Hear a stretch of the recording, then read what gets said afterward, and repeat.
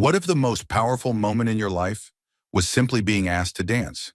He was just a single dad in dirty overalls, showing up to a school gala to make his daughter smile. She was the town's quiet mystery, a billionaire mom trying to heal from a world that never saw her for who she really was. And in a room full of polished shoes and polite small talk, she chose him. This isn't a story about fame or fortune. It's a story about kindness, about second chances, and about how sometimes love finds you when you're not trying to impress anyone.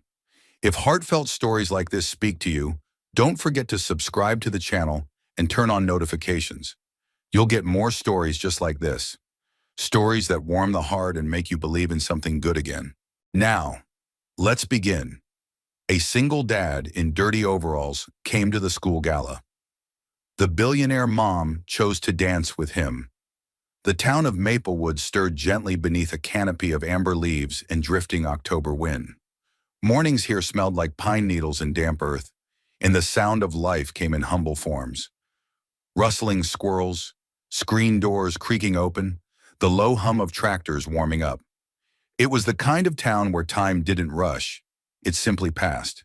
At the edge of town, just off a winding gravel road, stood a small garage with chipped red paint and a hand-painted wooden sign, Turner's Auto Repair. It didn't look like much, just a two-bay building, a rusty vending machine outside, and a faded American flag fluttering from a metal pole. But it was the heartbeat of Eli Turner's life. Eli stood beneath the hood of a 2004 Ford pickup, sleeves rolled up, fingers blackened with oil.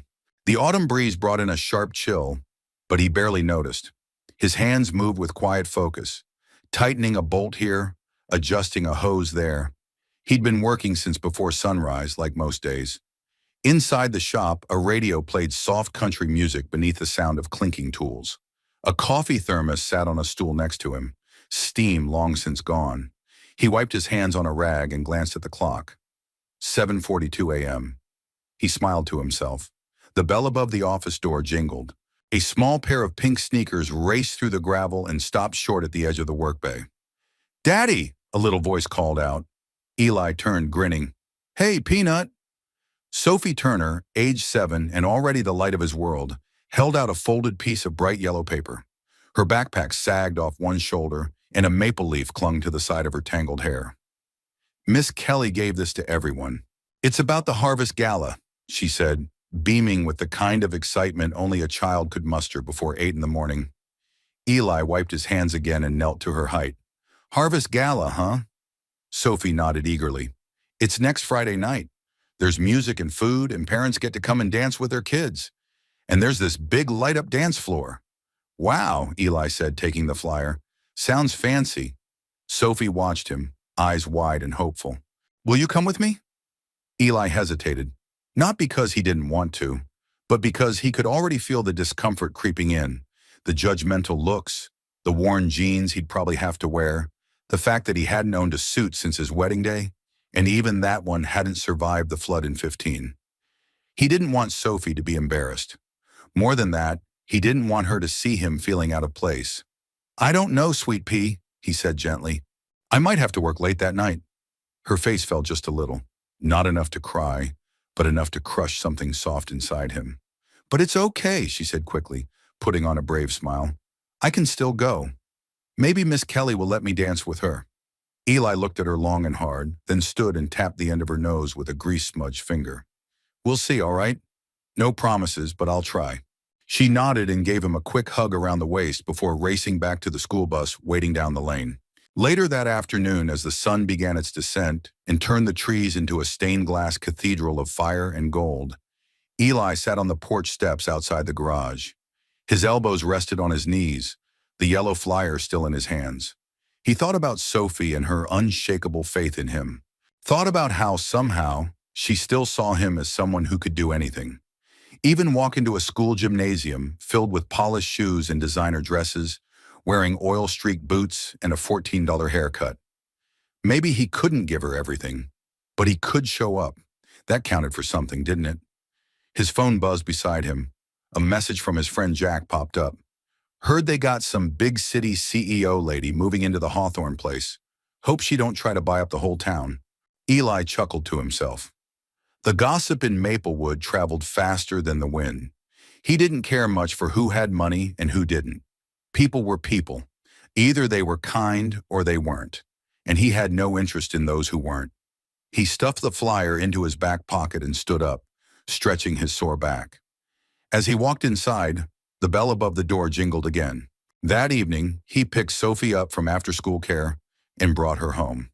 They shared grilled cheese sandwiches and canned tomato soup, and she talked nonstop about the gala, how the gym would have fairy lights, how Daniel Hawthorne, the new boy, had 2 left feet, and how she wanted to wear a sparkly blue dress. Eli listened, smiling, her voice washing over him like warm water.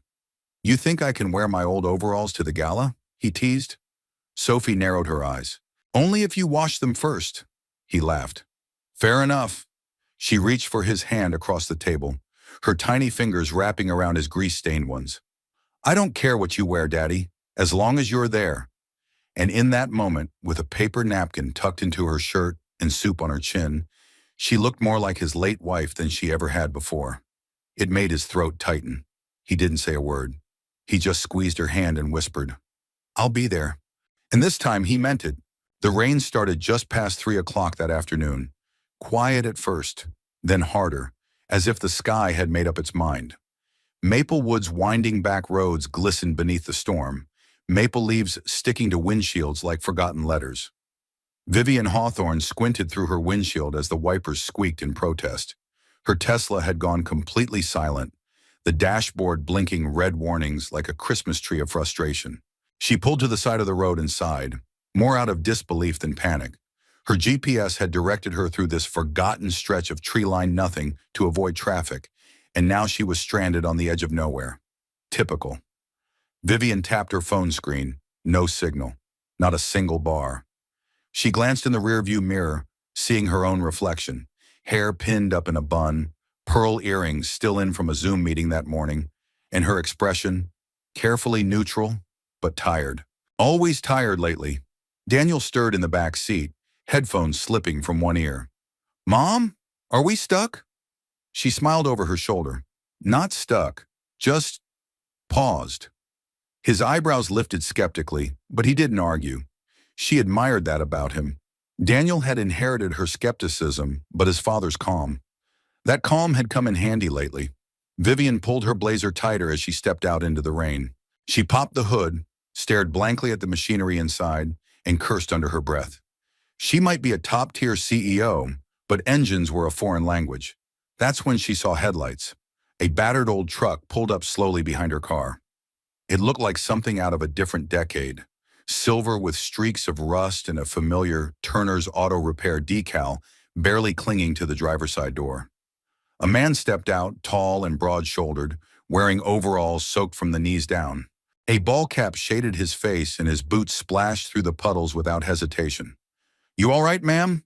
he called, voice steady, kind. Vivian hesitated.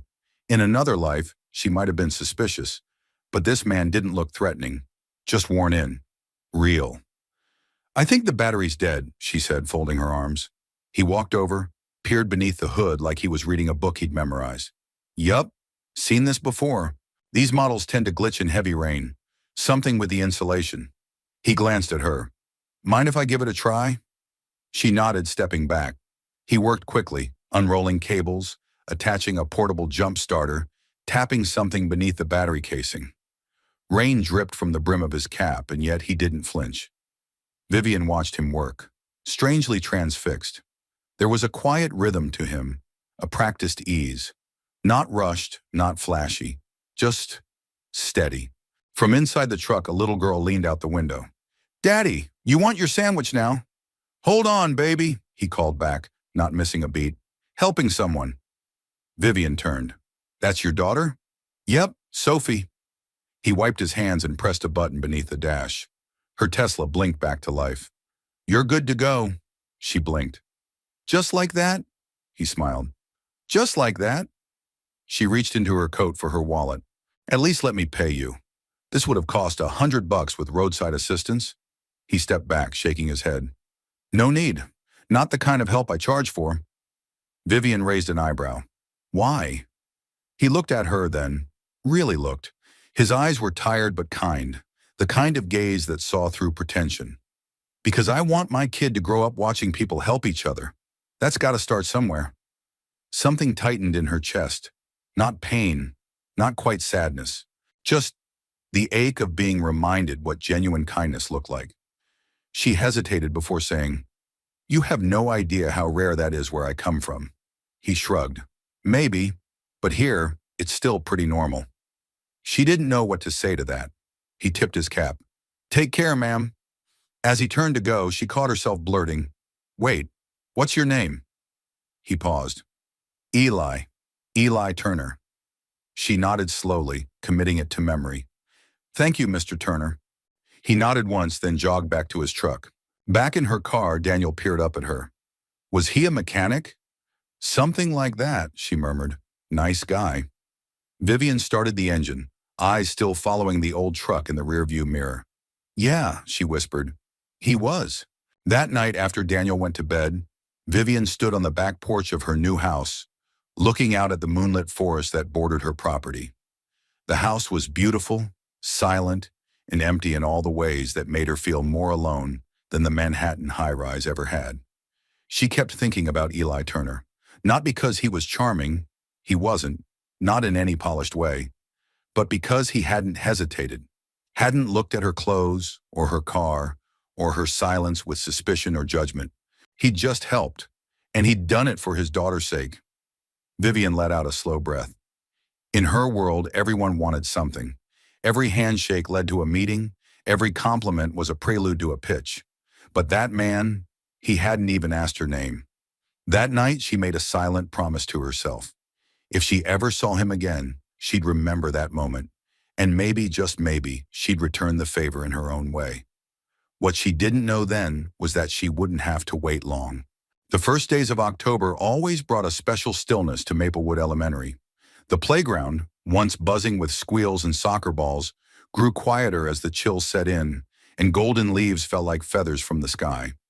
The children's breath came in little clouds, and the scent of wet bark and wood chips filled the air. Vivian stood by the black iron gate, a to-go coffee in hand, her tailored coat drawn close against the breeze. It was morning drop-off, and around her, clusters of parents chatted in cozy little circles, most of them in puffer vests or fleece jackets, waving to their kids and one another with the ease of long-standing familiarity. She was not one of them. Though Vivian had lived in Maplewood for just over a month now, she still felt like she was walking on the outer edge of a snow globe, able to see everything clearly, yet separated by something invisible but thick. Her boots were too polished. Her hair always looked too perfect. And while the other moms traded homemade muffin recipes and complaints about rising milk prices, no one quite knew what to say to the woman from the city with the expensive car. Vivian didn't blame them. She was aware of the quiet way eyes slid toward her, then quickly away. She'd been the outsider before. It didn't sting as much anymore, but it didn't stop her from noticing. "Daniel," she said gently as her son adjusted his backpack, "remember to eat your fruit at lunch, okay?" He gave her a wry look. "I'm not 5, Mom." She raised an eyebrow. "I packed blueberries. That's a high-effort fruit." That earned her a reluctant smile. "Thanks." Daniel was a quiet boy, observant. He rarely talked about what happened at school, but she could tell things hadn't been easy. A few boys had made fun of his sneakers on the first day. Another time, he'd come home unusually silent, then admitted someone had said he was weird for not knowing how to catch a football. She was still learning how to be the kind of mother who didn't solve everything with a meeting or a budget increase. Here, none of that mattered. "Hey, Daniel!" a cheerful voice called out. They both turned. A little girl with strawberry blonde curls and a toothy grin bounded up to him, her pink corduroy jacket slightly askew, and a glittery unicorn backpack bouncing with every step. "Sophie," Daniel said, clearly surprised. "Hi." Vivian recognized her immediately, the girl from the roadside, Eli Turner's daughter. Sophie beamed, completely at ease. "You want to sit with me at lunch today? We're going to build a cookie fort with the graham crackers. Miss Kelly says we can have marshmallows on Friday if we behave all week." Daniel hesitated, then nodded. "Sure." Sophie turned to Vivian and waved, her face bright. "Hi, you're Daniel's mom, right?" Vivian blinked, then smiled back. "I am." And you must be Sophie. Yup, she said proudly. My dad fixes cars. He says Daniel is polite, which is rare in boys. Vivian chuckled, genuinely amused. I agree with your dad. Sophie's bus arrived just then, and she grabbed Daniel's hand without hesitation. Come on, let's get the back seat before Ben and Caleb do. Daniel looked at his mom, uncertain. Vivian gave him a nod. Go ahead. He followed Sophie onto the bus, and just like that, he was gone, laughing at something she'd whispered as they disappeared down the aisle. Vivian stood in place for a moment, watching the bus pull away with a strange flutter in her chest. It wasn't quite joy, not yet, but it was something close, something warm and unexpected. That afternoon, Vivian returned earlier than usual to pick up Daniel. She stood outside the gate again, only this time, she wasn't entirely alone. Hey there, stranger, a familiar voice said behind her. She turned, startled, then smiled slowly. Eli stood beside her, wiping his hands with a blue shop rag, his overalls streaked with the day's labor. His face was flushed from the cold, and a smudge of grease marked his cheekbone. He looked the same as that rainy afternoon, and yet different somehow, more present, more real. I didn't expect to see you here, she said. Garage is closed early, he replied. Sophie wanted to show me the pumpkin she painted today. It's got glitter eyes and pipe cleaner arms. Vivian laughed softly. Sounds terrifying. She's got a flair for the dramatic, Eli said with a smirk. They stood side by side as children poured out of the school building, their backpacks bouncing and their voices echoing across the lot. Sophie spotted them both and came running, cheeks pink with excitement. Daddy, look! She held up a paper pumpkin smeared with purple paint. It's you! See the hair! That's hair, Eli teased. She giggled, hugging his waist. Just behind her, Daniel walked out, slower but smiling. When he saw Vivian and Eli standing together, he blinked, then looked up at his mother, clearly curious. Vivian met his gaze and gave the faintest shrug. Yes, her eyes seemed to say. It's him. The man from the side of the road? Eli noticed the silent exchange but didn't press. Instead, he turned to Daniel and said, Hey there, champ. Sophie says you're pretty good with cookies. Daniel gave a sheepish grin. She's a good builder. Sounds like a solid team, Eli said. Vivian watched them, something stirring deep inside her. It wasn't romantic yet, not fully, but there was something in the way Eli stood close without crowding, spoke kindly without pretense, and looked at her son like he mattered. She wasn't used to that. Hey, Eli said almost hesitantly, you and Daniel doing anything this Friday night? Vivian raised a brow. Why? Sophie's got this harvest gala thing at school. I promised her I'd come, but, you know, not exactly a tuxedo guy. Vivian tilted her head. You're not inviting me to the gala, are you? Eli laughed, rubbing the back of his neck. No, not like that. Just figured, if you're there, we might not be the only ones out of place. Vivian considered it. A week ago, she might have said no out of instinct. But now? She looked at her son, now deep in conversation with Sophie, his face brighter than she'd seen in days. I'll think about it, she said with a soft smile. Eli nodded, as if that was more than enough. And in a way it was. Maplewood Elementary had never looked quite so magical. By the time the sun dipped below the ridgeline, the school gymnasium had been transformed into something out of a fairy tale. Strings of warm white lights crisscrossed the ceiling, casting a soft golden hue on the polished floor below. Paper lanterns and harvest colors swayed with every draft, and long tables held trays of pumpkin cookies, apple cider, and finger foods arranged with surprising elegance. The smell of cinnamon and floor wax mingled in the air, familiar and oddly comforting. Vivian stood just inside the entrance, her heels clicking gently against the hardwood as she looked around. She dressed down, at least by her standards, wearing a navy sweater dress and suede ankle boots instead of anything tailored or branded. Her hair was pinned back simply, and she wore no jewelry except a pair of tiny gold studs. She didn't want to draw attention. But of course she did. People glanced as she walked in, not with malice, just curiosity, the kind that wrapped itself in whispers and half smiles. Vivian had learned long ago how to let that glance slide off her shoulders like rain on a raincoat. She smiled politely at the PTA president, exchanged a nod with the vice principal, and scanned the room for her son. Daniel was in the corner, building a leaning tower of cookies with Sophie and two other children. He looked up and waved when he saw her, and that was all the reassurance she needed. From across the room, she spotted Eli. He was standing alone near the refreshment table, holding two paper cups of cider. His hair had been combed, probably with nothing but water, and his overalls were clean, the creases freshly ironed. He looked every bit the same man who'd stopped in the rain to help her on the side of the road. No polish, no pretense.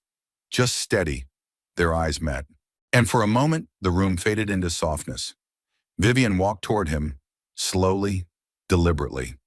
She wasn't entirely sure why her palms were damp or why her heart beat faster with each step. It was just Eli after all. And yet, not just Eli. "Thought you might need this," he said, handing her a cup of cider. She accepted it with a smile. "Thanks. You clean up well." He grinned. "Don't get used to it. This outfit comes out once a year, usually for funerals or county fairs." Vivian laughed, surprised at how natural it felt. "You nervous?" he asked, his eyes scanning the room. "A little," she admitted. "Feels like a high school dance where I don't know which group I belong to." "Join the club," he said. "I'm pretty sure half these parents think I work the janitor shift." Vivian sipped the cider, eyes twinkling. "Do you?" "Nope," he said. "But I'm flattered they think I'm that responsible." She chuckled. "You're better than responsible." That earned her a look, one of quiet appreciation, maybe even surprise. Before either of them could say more, the DJ announced the start of the first dance. A soft, instrumental tune floated into the air, something simple and warm. Children rushed to the floor, dragging their parents by the hands. Laughter rose like bubbles in the golden light. Eli looked toward the crowd. "Sophie's gonna want her dance." Vivian nodded. "And Daniel's pretending he doesn't care, but I know he's waiting." They both turned to go, but then something unexpected happened. The music slowed, and people began to pair off. It was one of those songs designed to make the grown-ups move, a gentle waltz with a whisper of nostalgia in its chords. Vivian heard it before she felt it, the slight hush that fell over the crowd as some parents stepped back, unsure whether to participate. Then out of the corner of her eyes, she noticed something else. 3 different men, all approaching from different corners of the room. One was the local dentist, immaculately dressed and carrying a bouquet of tiny sunflowers. Another was the town's junior councilman, all polished shoes and too much cologne. And the last, a freshly divorced banker, had been trying to talk to her at drop-off for weeks. Vivian's stomach turned. It wasn't that they were rude, it was that none of them saw her. Not really. They saw something about her. Her name, her job, her house. But they didn't see her. But someone had. Someone still was. Eli hadn't moved. He stood quietly, not pushing forward like the others, not retreating either. Just watching her, cider still in hand, giving her the space to decide. Vivian took a breath, then stepped toward him. She held out her hand, voice calm and sure. "Would you dance with me?" His eyes widened, just slightly. He glanced behind him as if checking to make sure she was speaking to him and not someone just out of frame. "Me?" She smiled. "Yes, you." For a second he said nothing. Then he set down his cup and took her hand. Rough, warm, honest. "I don't really dance," he murmured. "I don't really care," she whispered. They stepped onto the floor, awkward at first, their movements unsure. But something shifted between them as the music carried on. Vivian let herself be led, and Eli moved slowly, carefully, his palms steady at the small of her back. People were watching. Vivian knew it. She could feel their stares. But for once in her life, she didn't mind. She was dancing with someone who hadn't asked where she was from, what she owned, or who she knew. Just someone who'd once knelt in the rain to help her and never asked for a thing in return. And that somehow felt more meaningful than anything else in the room. For a moment, all Vivian could hear was the music. It wasn't loud or grand, just a soft waltz that floated over the wooden floors like a whisper from another time. The laughter and chatter of the gym faded to the background. Even the flickering lights above, strung together like a galaxy of paper stars, seemed to dim in reverence. All she saw was him. Eli's hand was warm against hers, his other resting gently on her back, as if afraid to press too close.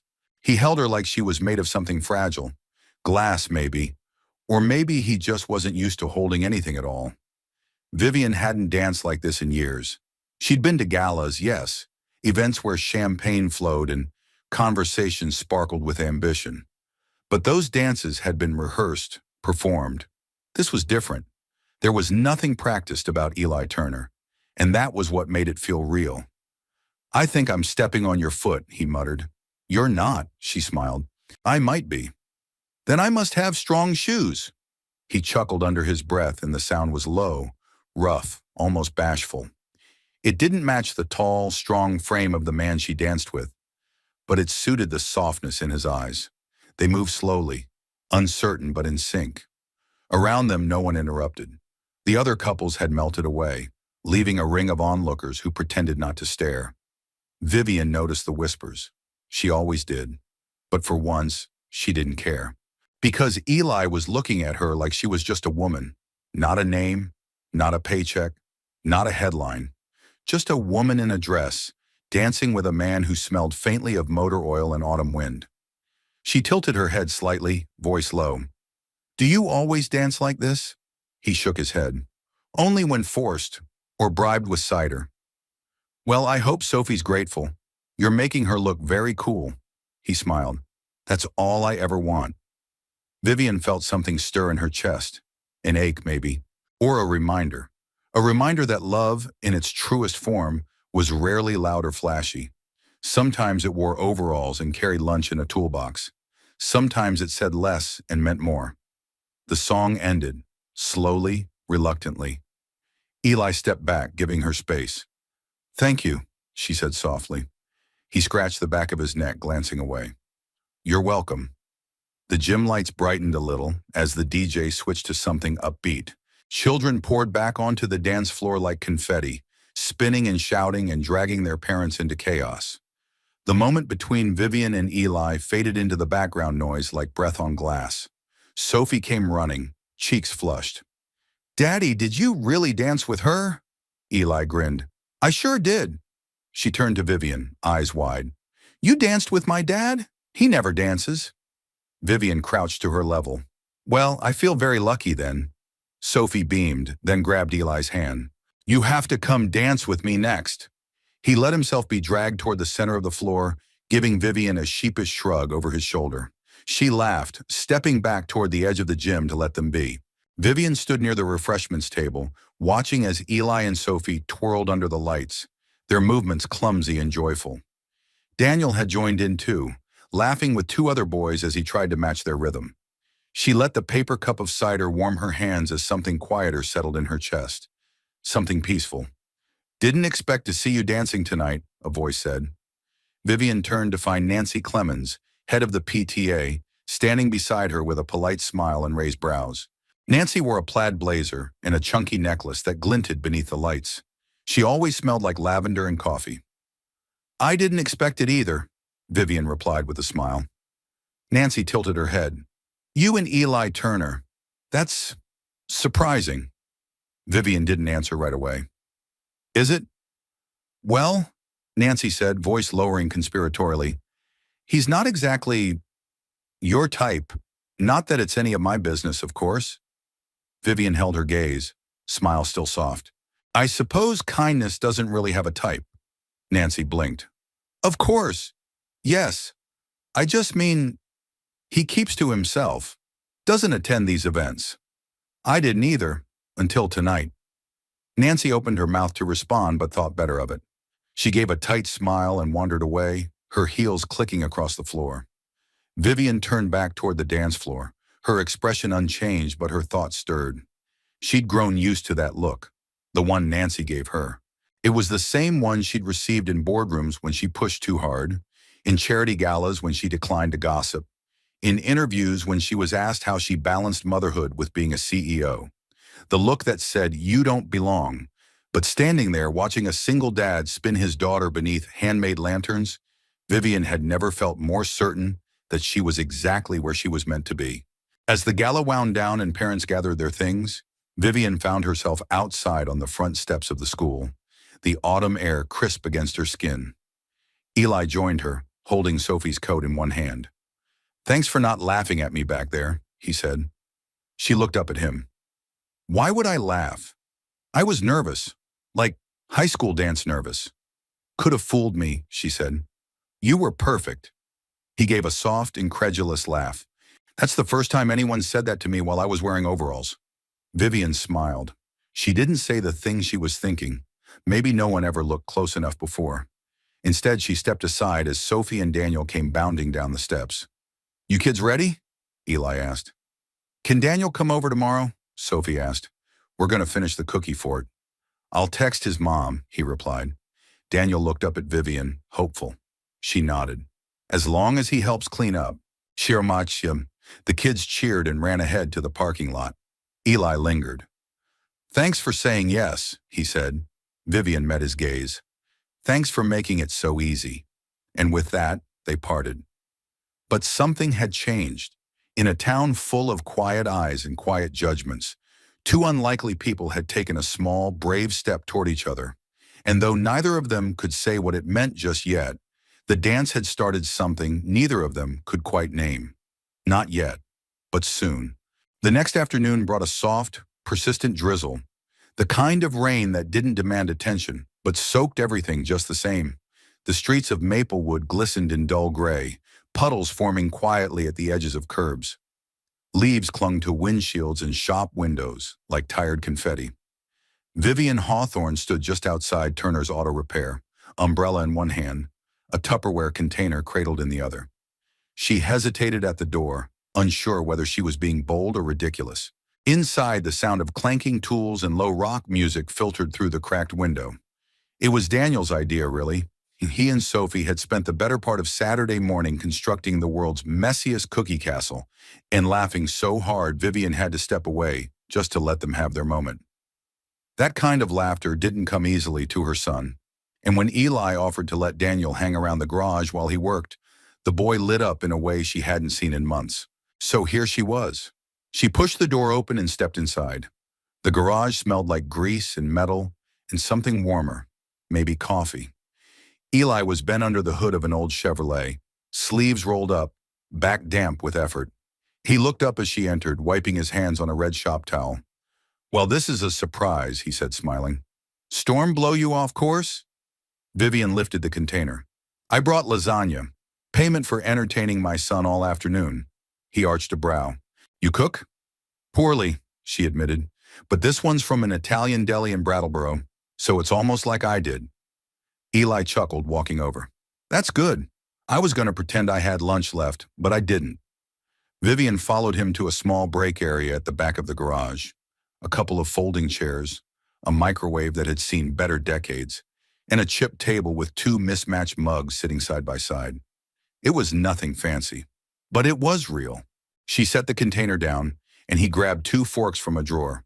For a moment, they sat quietly, eating warm lasagna while the rain tapped rhythmically on the metal roof.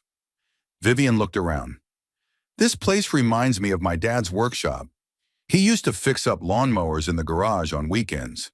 Had a radio that only got one station and always smelled like gas and coffee. Eli nodded. Sounds like a good man.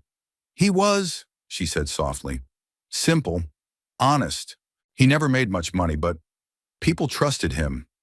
That's the kind of wealth you don't lose in a market crash, Eli said. Vivian smiled at that. I think he would have liked this place. Eli leaned back in his chair, fork resting between bites. So, what brought you to Maplewood? Really? She paused, the question catching her in that vulnerable space between comfort and truth.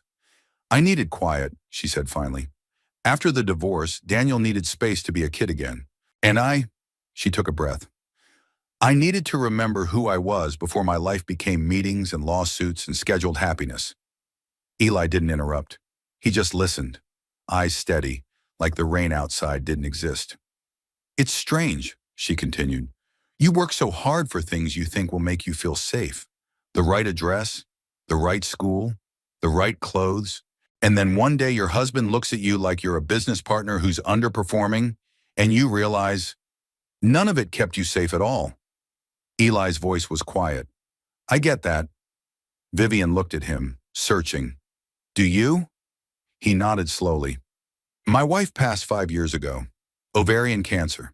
She was 38. Thought we had more time, But that's the kind of thing time doesn't ask your permission for. Vivian's expression softened. I'm sorry, Eli.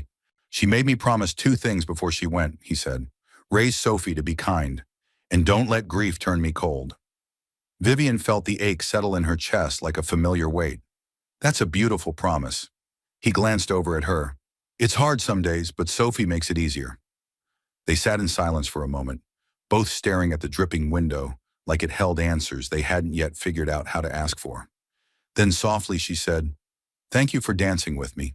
Eli looked surprised, then a little shy. You're the one who asked. I meant it, though, she continued. It wasn't just about the music. It was something I didn't know I missed. He set down his fork. You know, most people in this town still see you as the woman with the fancy car and the guarded smile. Vivian met his gaze. And what do you see? Eli didn't smile. He didn't look away. I see a woman who shows up in the rain, who doesn't mind sitting in a greasy garage eating deli lasagna, and who makes her kid feel safe enough to laugh like he doesn't remember what it felt like to be hurt. Vivian blinked once, then again. The silence stretched, but it wasn't awkward. It was full of honesty, of breath, of something just beginning to bloom. She rose slowly. I should go. Daniel's probably reorganizing your socket set. Eli stood too, walking her to the door. Don't worry, Sophie's worse. At the entrance she paused, umbrella poised but unopened. Will I see you tomorrow? She asked. He leaned against the doorframe, hands in his pockets. If you want to. I do, she said. And with that, she stepped into the rain.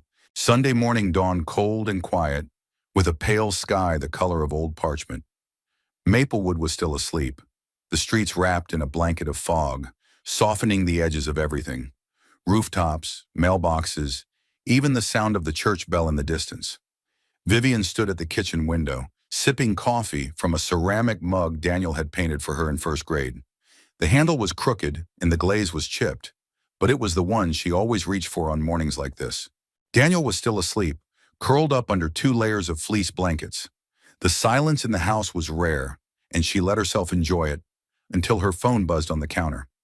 A text from Claire Melrose, one of the PTA mothers she barely knew, but who had made several overtures lately in the form of polite conversation and well-meaning gossip. Morning. Just saw that photo from the gala. You and the mechanic, huh? Interesting choice. Call me if you want to talk. Vivian stared at the message, the smiley face at the end somehow more biting than cheerful.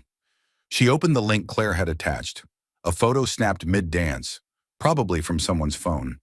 She and Eli were in the center of the frame, his arm around her waist, her head slightly tilted toward him. They looked like a couple, a real one.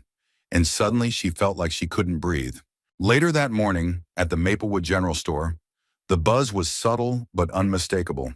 Vivian entered to grab milk and eggs, but the moment the bell above the door jingled, heads turned. A woman by the register lowered her voice mid-sentence. Another offered a thin smile that didn't quite reach her eyes. Vivian walked past a display of pumpkins, pretending not to hear. Vivian Hawthorne, one of the voices whispered, not unkind but curious. She's dating Eli Turner now? She danced with him, another corrected. She could do a lot better, a third chimed in. Vivian's grip on the basket tightened. She kept her posture straight, her face unreadable. This wasn't her first time walking through a room where people pretended not to talk about her, but it was the first time she cared. Meanwhile, at Turner's Auto Repair, Eli leaned against the open hood of a Subaru with one boot resting on a crate of tools. Jack Hartley, his old friend and occasional fishing partner, was sitting nearby, sipping from a styrofoam cup. You know you made the front page of the PTA rumor mill, right? Jack said with a grin. Eli didn't look up. I figured something was coming. They were staring like I brought a deer into the dance floor. Jack chuckled. Vivian Hawthorne. Didn't see that one coming. Eli shrugged. We talked. We danced. That's all. Jack gave him a look. Sure, but they're making it sound like you proposed marriage between the cheese trays. Eli sighed, wiping his hands with a towel. People in this town love their stories. Doesn't mean any of it's true. Doesn't mean it won't hurt, Jack added, softer now. Eli didn't respond. He didn't have to. The truth sat heavy in his chest. He liked Vivian, more than liked, and that scared him more than he wanted to admit. That afternoon, Vivian sat on the back porch, legs curled beneath her, Daniel reading beside her. She'd been thinking about the gala, the lasagna, the way Eli had looked at her like she wasn't someone to be dissected or managed, just seen. She wasn't used to being seen. She was used to being assessed, measured, judged. She was halfway through her third unread paragraph of a novel when Daniel spoke. "Mom?" She looked over. "Yeah?" He didn't look up. "Sophie said some kids at school were saying stuff about you and her dad." Vivian sat straighter. "What kind of stuff?" Daniel hesitated. "Just weird stuff. That he's not good enough. That you're too rich." Vivian exhaled slowly. "And what did you say?" "I said they didn't know anything." He looked up then. "Is it true? Are you two dating?" Vivian hesitated, not because she didn't have an answer, but because she wasn't sure which version of the truth was safest to share. "We're spending time together," she said. "He's kind and honest. And he makes me laugh." Daniel nodded. "He's nice to me too." She reached over, brushed his hair from his forehead. "People talk when they don't understand something. That doesn't mean we stop living." Daniel looked thoughtful. "Okay," she smiled. "Okay?" He shrugged. "As long as you're happy." Vivian pulled him into a side hug, letting his small frame lean into her for a moment longer than usual. That evening, she drove out to the garage. The rain had cleared, leaving the pavement damp and shimmering under the twilight sky. A faint chill clung to the air as she stepped out of the car and walked toward the office where the lights were still on. Eli looked up from behind the desk, his expression unreadable. "Hey, hey," she said, stepping inside. He didn't stand, but he didn't look away either. She sat across from him, folding her hands in her lap. "I heard some things today." He nodded. "Me too." "I don't regret dancing with you," she said simply. He studied her face. "But," she hesitated, "but I didn't expect it to turn into a thing. I wasn't trying to make a statement." Eli leaned back. "Neither was I." They sat in silence. Then Vivian added, "This, whatever it is between us, it doesn't have to be loud or public. It just has to be real." Eli's eyes softened. "I can live with real." And just like that, the storm that had hovered around them began to quiet. Because when two people carry grief and hope in equal measure, sometimes all they need is someone to stand beside them, not above, not behind, just beside. The leaves began to fall faster after that. Within a week, the trees lining Maplewood's main street had turned from golden torches into bare silhouettes, and the sidewalks wore patchwork quilts of amber and rust.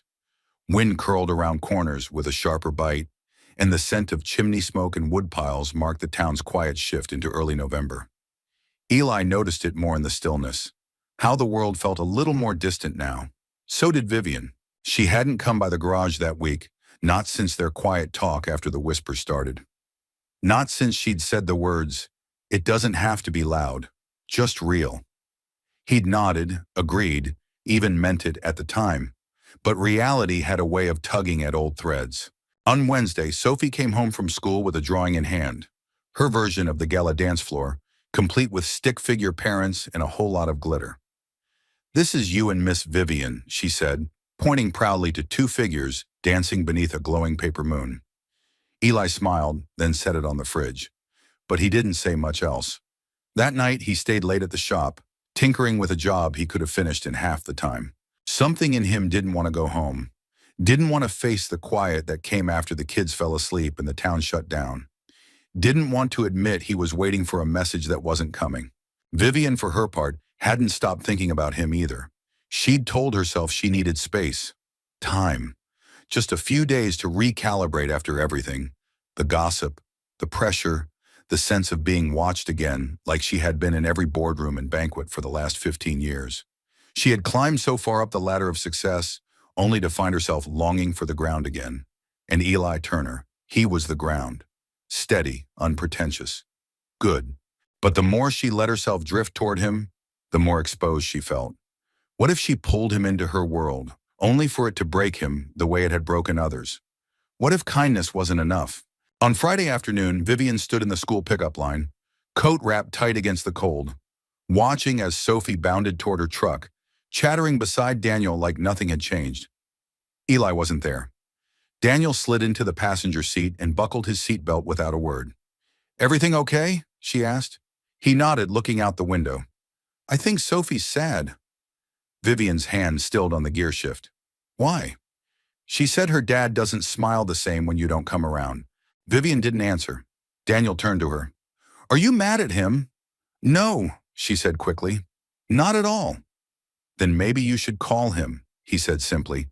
And somehow that small, honest suggestion from a child struck harder than any adult opinion ever could. But Vivian didn't call that night. Instead, she sat in her office at home, surrounded by unopened books and half-finished notes on a new consulting project she wasn't sure she even cared about. The only light in the room came from the fireplace, flickering low and casting long shadows across the hardwood floor. She picked up her phone once, scrolled through old messages, stared at his name, then set it down again. She didn't know how to explain this feeling. Not quite fear, not quite doubt. Just the quiet, haunting knowledge that sometimes, when things are good, life has a way of breaking them before they're ready to bloom. At the garage, Eli closed up early Saturday afternoon. Sophie was staying the night at a friend's, and for once he had nowhere he needed to be. The silence in the shop was heavier without her chatter. The echo of his boots on concrete felt louder, more hollow. He sat at the small table in the break area, holding a mug of coffee that had long since gone cold. The photo of the dance, the one someone had printed and taped to the bulletin board, caught his eye. He took it down, folded it once, slipped it into a drawer, not because he regretted it, but because it hurt too much to see something that had felt real now feel so far away. The next day they ran into each other at Maplewood Books, a tiny shop tucked between the bakery and the barber. Vivian was reaching for a cookbook.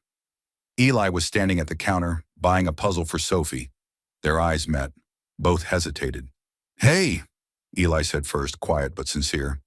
"Hi," Vivian answered, equally soft. There was an awkward pause. Two people standing in the kind of silence that carries too many unspoken things.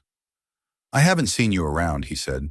"I've been thinking," she replied. He nodded. "That's okay." "I didn't mean to disappear," she added. He offered a small smile, the kind that didn't reach his eyes. "You don't owe me anything." Vivian felt something tighten in her chest. "That's not how I feel." "Then how do you feel?" he asked, voice still gentle, still giving her space. She looked down at the book in her hand. "Like I'm scared, of hurting you, of getting it wrong." Eli didn't answer right away.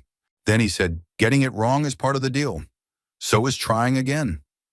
Vivian looked up, really looked. The man in front of her wasn't demanding. He wasn't posturing. He was just standing there offering nothing but honesty and a quiet willingness to stay, even when things got messy. "I'm not good at this," she admitted. "Neither am I," he said, "but I think we could be good for each other. If we let it be slow, if we let it be real." She breathed out. "Slow sounds nice." He nodded. "So does real." And in that tiny bookstore, beneath the warm scent of old pages and cinnamon muffins from next door, they didn't fix anything, but they didn't break it either. And that for now was enough.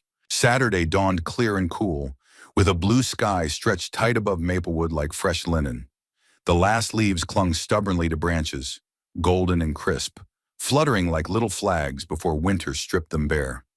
At the community park, the air smelled of damp grass and fallen acorns. Families had gathered for the annual Fall Field Day, a small-town tradition of sack races, apple bobbing, and thermoses full of hot cider. It was a modest event, but in Maplewood, it was the kind of thing that brought neighbors closer. Vivian stood near the check-in table, hands wrapped around a paper cup of cinnamon cider. Daniel was somewhere near the open field, partnering with Sophie for the three-legged race. From the sidelines, she could already hear their laughter. His lighter, hers squealing with delight. She let the sound settle in her chest like warmth from a familiar blanket. "Looks like they're figuring each other out," Eli said, stepping beside her. Vivian turned, surprised to see him. He wore a denim jacket over his flannel shirt, hands tucked into the pockets of worn jeans. There was something grounded about him, like he was made of the earth beneath their feet. Reliable, unchanged by wind or whispers. I think Sophie's teaching him how to win without cheating, Vivian said, smiling. Eli chuckled. She's tough. Kind, but tough. They stood together in silence, watching their children stumble and laugh, arms flailing in rhythm as they tried to cross the finish line, still bound together at the ankle. Vivian leaned slightly toward him. Thank you for giving him this. The laughter. He looked at her then. Not surprised, not flattered. Just quiet. You gave it to him too, Eli said. You just forgot to hear it for a while.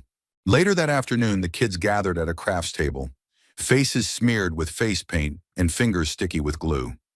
Vivian and Eli stood beneath a sycamore tree, its branches arching like arms over the bench they shared. I wasn't sure you'd come today, she said after a pause.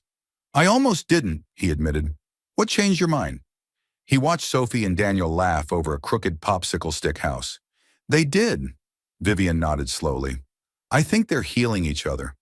And we? He asked, only half teasing. We're figuring it out, she said honestly. Eli turned to her. I meant what I said at the bookstore.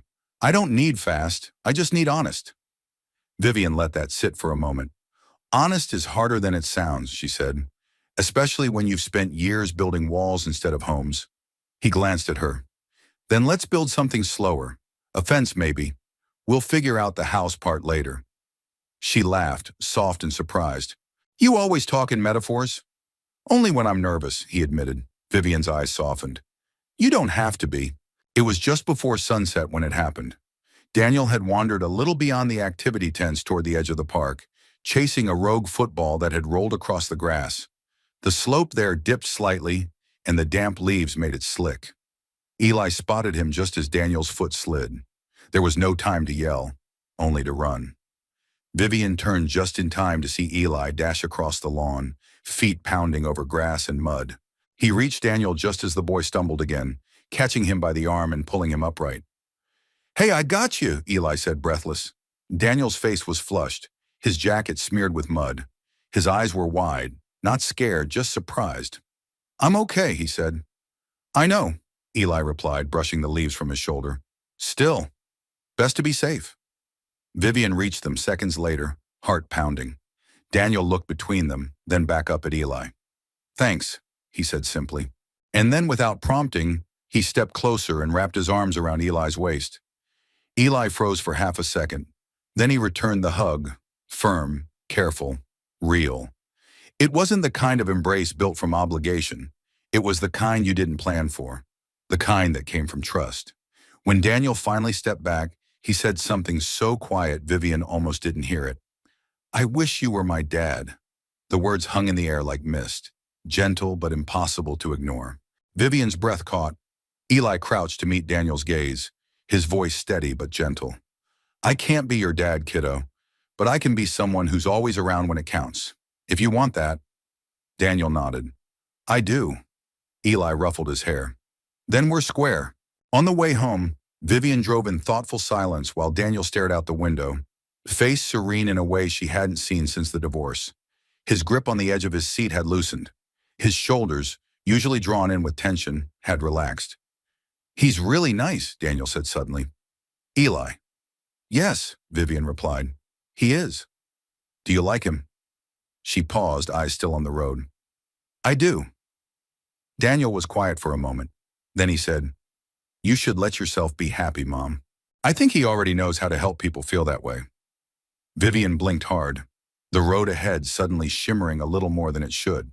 That night she stood at the kitchen sink, watching the lights of town flicker through the trees. Maplewood wasn't perfect. It whispered too much, watched too closely. But in the end, it always came back to the people who stayed, the ones who showed up when it counted.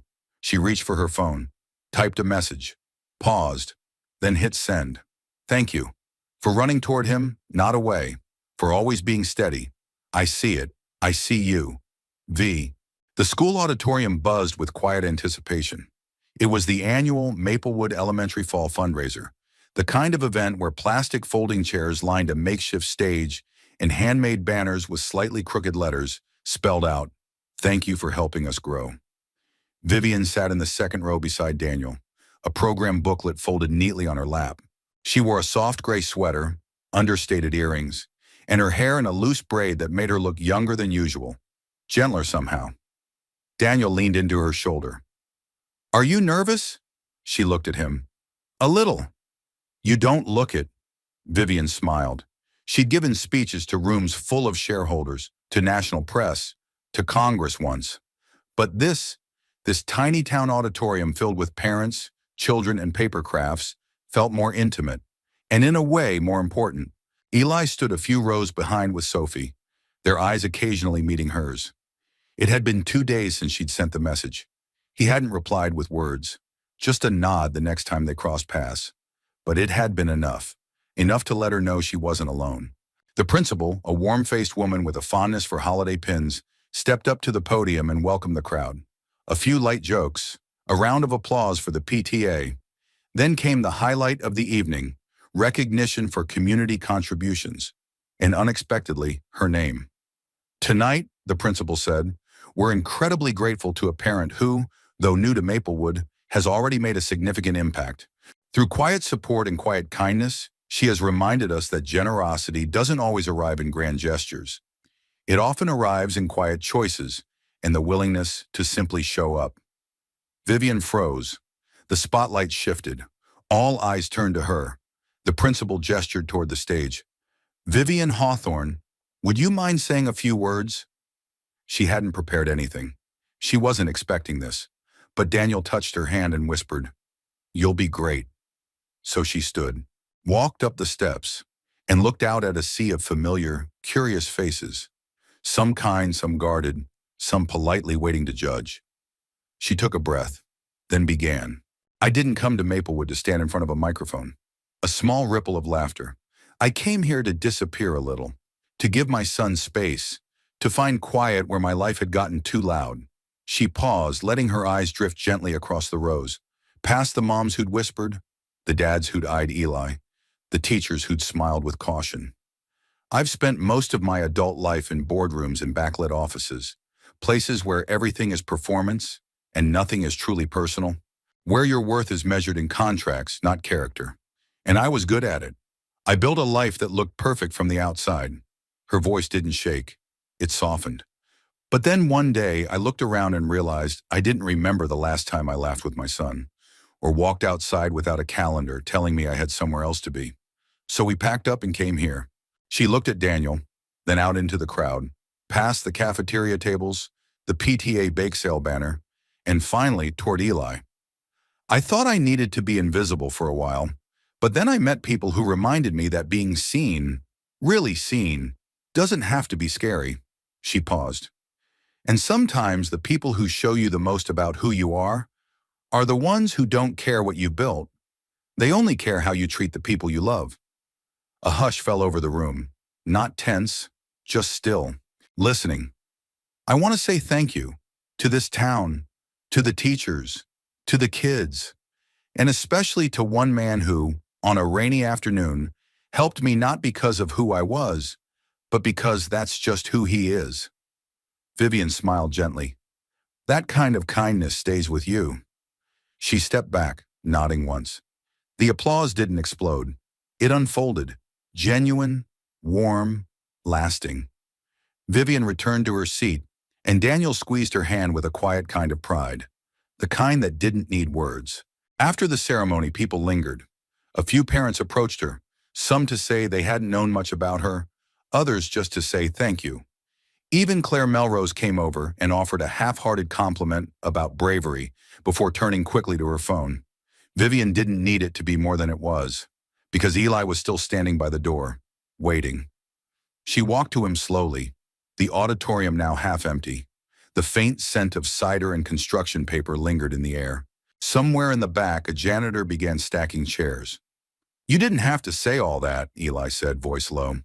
"I did," she replied. "Not for them. For me." He nodded, hands in his pockets. "It meant something." "To me too," she said, then added, "Thank you for showing up tonight." He looked at her. "Always." They stood in the quiet for a moment, the soft scrape of chairs and muted laughter echoing in the distance. "Daniel said something the other night," she said. "He said you help people feel safe. I think he's right." Eli smiled, shy but honest. Sometimes that's all we can do. Vivian tilted her head. I don't need perfect or certain. I just need steady. That, he said, I can be. She stepped closer, reaching for his hand. Not in ceremony, not in show, but in something real, simple, and warm. Their fingers laced together naturally. Not a performance, not a statement, just a beginning. Sunday morning came with a stillness that only small towns could hold. There were no horns, no clatter of city sidewalks, just the far-off sound of a church bell, the rustle of wind through nearly bare branches, and the occasional creak of a porch swing, shifting its weight with no one in it. Eli Turner stood in front of his bathroom mirror, shaving. His strokes were slow, almost ceremonial, careful lines carved through soft white foam. He rarely bothered to shave on Sundays. But today was different. He rinsed his face, toweled off, then reached for the brown corduroy jacket that had hung untouched in the back of his closet since Sophie's first-grade recital. It smelled faintly of cedar and old memories, but it still fit. He looked at himself in the mirror. The man staring back was older than he remembered, with tired eyes and a furrow in his brow that hadn't been there 5 years ago. But his hands were steady. And his heart, that was steadier than it had been in a long time. Vivian was already at the town square when he arrived. She stood near the baked goods table, arranging slices of pecan pie into little paper dishes. Her coat was long and camel-colored, her hair swept up in a loose bun. The autumn wind teased a strand loose near her cheek. Eli paused just a moment before walking toward her. Not because he doubted himself, but because sometimes even the good things deserved to be savored before they were spoken. Hey, he said. Vivian turned, and when she saw him, her eyes softened. You clean up well.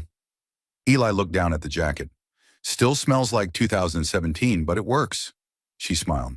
I like it. They stood side by side for a moment, their breath rising in the cold, mingling in soft clouds. Around them, the Maplewood community bustled. Kids running past with pumpkin crafts, older couples sipping cider, neighbors sharing folding chairs and old stories. Sophie waved from across the green, holding Daniel's hand. The two of them had become inseparable in that effortless way children had. No labels, no questions, just trust. You ready for this? Vivian asked. Eli glanced sideways. For what? She tilted her head toward the small podium set up in the center of the park, where the town's mayor was preparing to announce a new round of local grants. I heard your garage is getting a bit of a spotlight today, she said. Jack Hartley nominated you for the Community Improvement Fund. Eli looked mildly horrified. He didn't. Oh, he did, Vivian's smile widened. And rumor has it, you're expected to say a few words. Eli groaned. I'd rather rewire an engine with my teeth. But before he could protest further, the mayor stepped up to the mic and called his name. Eli Turner, she said, voice cheerful and warm, who many of you know as the man who's kept our cars, snowblowers, and teenage sons' junk trucks running for over a decade, has not only provided honest work and open doors, but also offered quiet kindness to this town in ways that often go unnoticed. Today, we'd like to recognize him with a grant toward expanding his garage and keeping Turner's Auto open for years to come. The applause rose slowly, then built, genuine and full, the way only small towns can applaud when they mean it. Eli stood frozen. Then Vivian gently touched his elbow. Go on, she whispered. Be brave. He stepped up to the microphone, heart pounding, cleared his throat, looked out across a field of flannel shirts, mittens clutching hot cups, and familiar faces he'd fixed tires for, towed from ditches, or waved to from the same porch every morning. He began. I'm more comfortable under a hood than behind a microphone, so forgive me if I stumble. A chuckle rippled through the crowd. I've been part of this town my whole life. My dad ran Turner's before me. I used to sit on a milk crate beside him while he worked, handing him the wrong wrench more times than I can count. I never thought I'd end up doing the same thing. But here I am. He paused. For a while, I thought keeping things running was enough. You fix what's broken, you send folks on their way, and you go home. But then life broke in ways I couldn't fix. And I stopped believing in a lot of things, including the idea that good things could still happen after hard things. The crowd quieted. Even the wind seemed to hush. But recently, he continued, Someone reminded me that there's more to living than just getting by. That kindness isn't a favor. It's a way of life. And that sometimes you have to let people in, even if you're not sure what comes next. He looked out into the crowd and found her. Vivian. She stood just off to the side, arms folded across her chest, eyes full. I didn't expect to find much when I opened the door to help a stranger on a rainy afternoon, he said. But I did. I found possibility, and peace, and maybe even the start of something good. He stepped back. The applause came again, not louder this time, but fuller, more knowing. As he returned to the edge of the crowd, Vivian reached for his hand. You didn't stumble, she said. Felt like it. Sounded like a promise, she whispered, and I heard every word. That night, they walked down Maplewood's quiet main street together, children's laughter fading in the distance, windows aglow with soft light. And for once, Eli didn't feel like someone people whispered about behind closed doors. He felt known, not for what he fixed, but for what he had finally dared to say out loud. Snow came softly that year. It started as a whisper, fine powder drifting down from a sky the color of worn cotton. By morning, Maplewood lay tucked beneath a blanket of white, rooftops rounded, branches laced with delicate frost, and every sound muffled into a kind of quiet that made people pause before speaking. In the middle of it all, Turner's Auto Repair glowed like a lantern. The new wooden sign, freshly carved, freshly painted, read Turner and Hawthorne Garage. Honest work, warm hands. Vivian had protested the name at first, said she didn't need it on the building. But Eli had insisted, not for vanity, for truth. Because whether you like it or not, he'd said, grinning, you fixed something here too. That morning, the garage wasn't open for business. The tools were tucked away, the bays were empty. Instead, a string of Edison bulbs crisscrossed the rafters, and folding tables held trays of cookies, mugs of cocoa, and a few slightly lopsided gingerbread houses that Sophie had helped decorate. It was a celebration. Quiet, simple, theirs. Sophie twirled in the middle of the floor in a sparkly red dress, Daniel chasing her with a plastic snowflake he claimed gave him ice powers. Vivian watched from a corner, holding a mug of cider, cheeks pink from the cold. Eli approached, wiping his hands on a dish towel. You approve? She looked around. It's perfect. He glanced toward the makeshift decorations. Sophie's responsible for the glitter explosion. She's got vision, Vivian said, smiling. Eli leaned against the counter beside her. So, Christmas plans? Vivian glanced at him. I was thinking something small. Dinner. Just us. His eyes warmed. Us sounds good. Then after a moment, you know, I never thought my life would stretch this far again. After Claire passed, I thought that part of me went with her. Vivian didn't interrupt. I wasn't sure I could love anyone without feeling like I was betraying what we had. She turned to him gently. You're not replacing her. I know, he said, voice steady. You're not a replacement. You're something new, something I didn't think I deserved. But I'm learning to accept anyway. She reached for his hand. We both are. As the afternoon wore on, neighbors stopped by, dropping off cookies, laughing with Sophie, shaking Eli's hand. No one whispered anymore. Not because the town had changed, but because he had. They had. When people walk through fire together and come out carrying something whole, others notice. Later, as twilight fell and the bulbs overhead cast a warm glow on the snow just outside the bay doors, Sophie insisted on one last dance. Mom danced at the gala, she said, hands on her hips. Now it's your turn, Daddy. Eli groaned. I knew this was coming. Vivian set down her mug. I'm not letting you off the hook this time. Daniel queued up the music, something slow and sweet from his mom's old playlist, and Sophie clapped her hands in triumph as Eli took Vivian's hand and led her, awkwardly but earnestly, to the center of the floor. They swayed slowly, the music a soft echo behind them.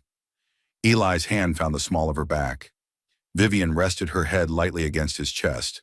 You still think you're not a dancer? She asked. I think I'm better when I've got the right partner. Vivian smiled against his shirt. Well, you're stuck with me now. I know, he whispered, and I'm not going anywhere.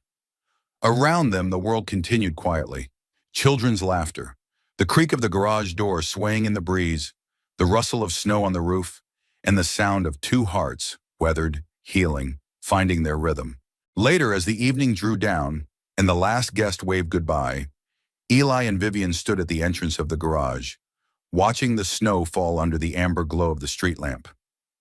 "You ever think," Eli said, voice hushed, "that a dance could change your life?" Vivian looked up at him. "I think kindness did. The dance just helped me notice." He smiled, then reached into his jacket pocket, pulled out a small box. Her breath caught, but when he opened it, it wasn't a ring. It was a key. To the garage, to the house, to him. Vivian stared at it, then at him. "I don't want to rush anything," he said quickly. I want you to know you're welcome. In every room, every part, no locks." She reached for it, fingers curling around the cold metal. "I'm not going anywhere," she said softly.